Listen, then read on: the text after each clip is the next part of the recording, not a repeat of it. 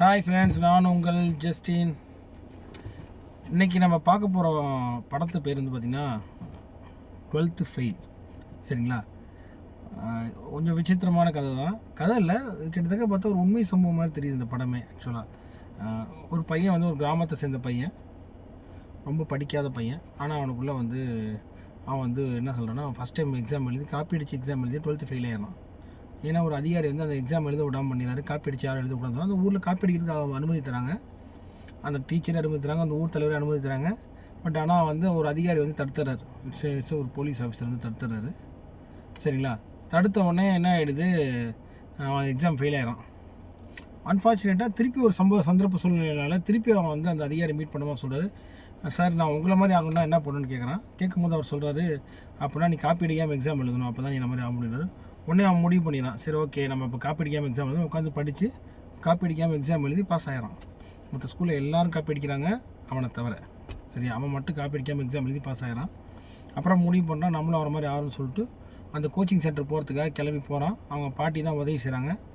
அவங்க அப்பா வந்து கவர்மெண்ட் ஆஃபீஸரு, பட் அவருக்கு வந்து நேர்மையாக இருந்ததுனால அவருக்கு மேலே இருந்தவங்க அவரை வேலையை விட்டு போகிறதுக்கு வழி பண்ணி வேலையிலேருந்து தூக்கி விட்றாங்க.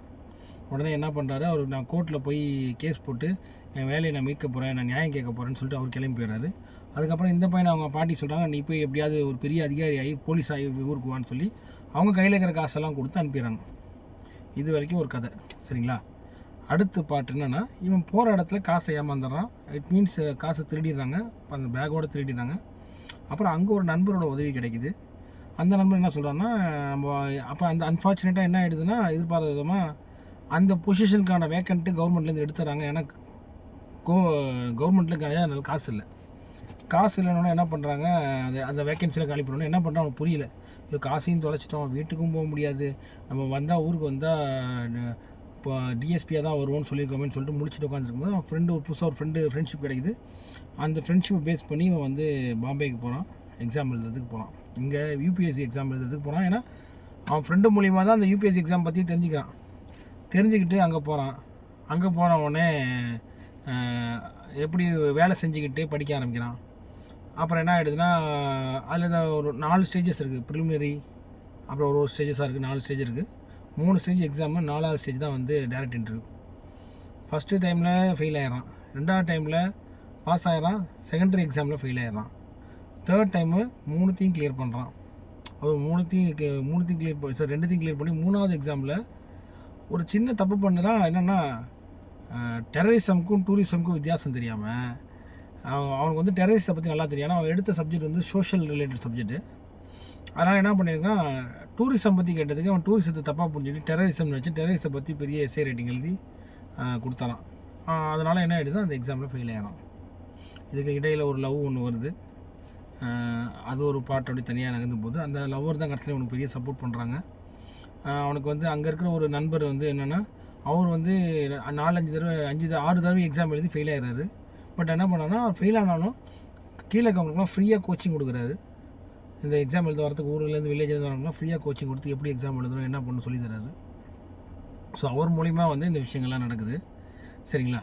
அப்புறம் அவர் மூலிமாவே வந்து படித்து ஃபைனல் எக்ஸாமுக்கு போய் கடைசியில் டேரக்ட் இன்டர்வியூ போனோம். டேரக்ட் இன்டர்வியூ ரொம்ப இன்ட்ரெஸ்டிங்காக இருந்துச்சு. என்னென்னா, இவனுக்கு டை கட்ட அவ்வளோ கம்ஃபர்ட் இல்லை, ஷூ போட கம்ஃபர்ட் இல்லை. பட் அவன் ஹீரோயின் வந்து எல்லாம் அலங்காரம் பண்ணி அவனை வந்து அந்த இன்டர்வியூ அனுப்பிக்கிறாங்க. இன்டர்வியூவில் போய் உட்காரலாம்.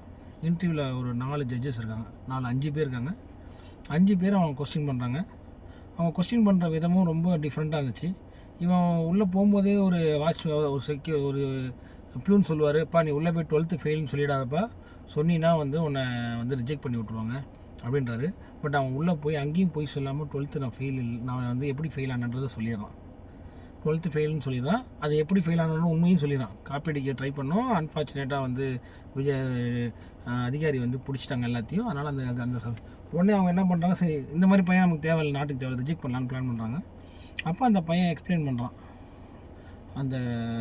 அந்த பையன் எக்ஸ்பிளைன் பண்ணுறான்னா, சார், நான் வந்து 12th காப்பி அடித்து ஃபெயில் ஆனது தான் உண்மை தான், இல்லைன்னு சொல்ல. அதை விட காப்பி அடிக்காமல் எழுதுனா அது எவ்வளோ பெரிய ஹாப்பினஸை கொடுக்கும், அதில் எவ்வளோ ஒரு விஷயம் நமக்கு மனசுக்குள்ளே அடங்கியிருக்கு, அதனால் நமக்கு என்ன நல்லதுன்றதை நான் இப்போ காப்பி அடிக்காமல் எழுதுனப்போ தான் தெரிஞ்சுக்கிட்டேன். ஸோ காப்பி அடிக்காமல் எழுதுறது எவ்வளோ பெரிய விஷயன்றது நான் புரிஞ்சுக்கிட்டேன். அதனால கிடைக்கிற வந்து சந்தோஷமும் மகிழ்ச்சியும் அதிகம். ஸோ அப்படின்றான். நான் நேர்மையாக அதுலேருந்து நான் என்ன கற்றுக்கிட்டேன்னா, நேர்மையாக வாழ்கிறது எவ்வளோ நல்லதுன்றது எவ்வளோ நல்ல விஷயன்றதை நான் புரிஞ்சுக்கிட்டேன் அப்படின்னு சொல்கிறான். அதுக்கப்புறம் அந்த இன்டர்வியூ கண்டினியூ ஆகுது.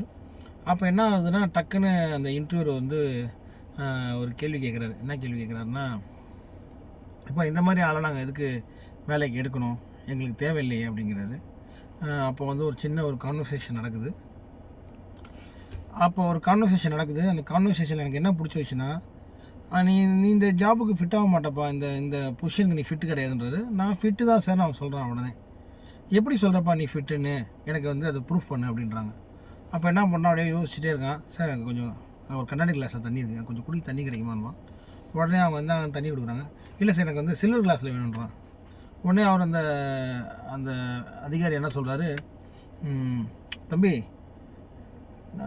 தண்ணி க்ளீனாக இருக்கா? இருக்குது சார். அப்புறம் என்ன, கண்ணாடி கிளாஸாக இருந்தால் சில்வர் கிளாஸாக இருந்தால் குடிக்க வேண்டியதானே, தண்ணி க்ளியராக இருந்தால் போதாதா, க்ளீனாகவும் உனக்கு வந்து பியூராக இருந்தால் போதாதானாரு. உடனே அவன் சொல்கிறான், அதே தான் சார், நான் எப்படி இருக்குன்றது விஷயம் கிடையாது, நான் வந்து என்னோடய வேலைக்கு நான் நேர்மையாக இருக்கேனா உண்மையாக இருக்கணுன்றது தான் விஷயம் சார். நீங்கள் வந்து என்னோடய பாஸ்ட்டை வச்சோ இல்லை என்னோடய உடை அலங்காரத்தை வச்சு நீங்கள் டிசைட் பண்ணாதீங்கன்ற மாதிரி அவங்க ஒன்று எக்ஸ்பிளைன் பண்ணுறான். அப்புறம் அவங்களுக்குள்ளே தொடர்ந்து கான்வர்சேஷன் நடந்து கடைசியில் எல்லாருமே டிசைட் பண்ணி இவனை அனுப்பிடுறாங்க. நான் சொல்கிறேன்ப்பான்னு அனுப்பிடுறாங்க. இப்போ போகும்போது இந்த பையன் வந்து ரொம்ப அரகண்டாக இருக்கான், இவன் வந்து சரிப்பட்டு வர மாட்டான்ற மாதிரி அவர் சொல்கிறாரு. அதில் ஒரு மெயினான அதிகாரி இருக்கார். ஆனால் மற்ற எல்லா அதிகாரியும் என்ன சொல்கிறாங்க, இந்த மாதிரி நேர்மையான ஒரு ஆள் நம்ம இந்திய நாட்டுக்கு தேவை, இந்த மாதிரி ஒரு அதிகாரி வந்தால் தான், ஸ்ட்ரிக்டான ஒரு அதிகாரி வந்தால் தான் கண்டிப்பாக வந்து நாட்டை வந்து சீர்படுத்த முடியும்னு அதுக்கப்புறம் பேசிக்கிறாங்க. அதுக்கப்புறம் அந்த பையன் அந்த யூபிஎஸ்சி எக்ஸாமில் டாப்பராக செலக்ட் ஆகிறான். அப்புறம் ஃபோன் பண்ணி எல்லார்ட்டையும் சொல்கிறான். அப்போ அவங்க அப்பா வந்து சொல்கிறாரு, நான் போய் அந்த அதிகாரிட்ட சொல்ல போகிறேன், நீ யாரோட பையன்ட்டு விடுமா, ஒரு